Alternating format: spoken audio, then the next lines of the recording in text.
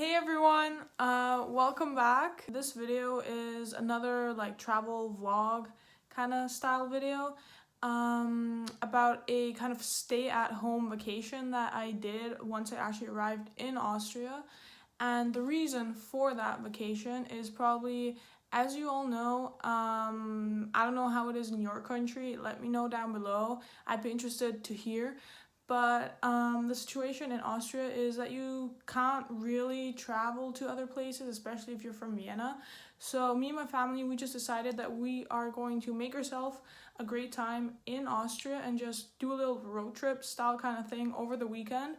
But before you guys actually go and see that after this intro, I just want to say thank you guys so much for 200 subscribers. That is absolutely amazing. Thank you. And also, if you do like this stuff, like this video for example, then go and consider following me on Patreon. Link is going to be in the description below. And yeah, I hope you guys enjoy this travel vlog and see you soon.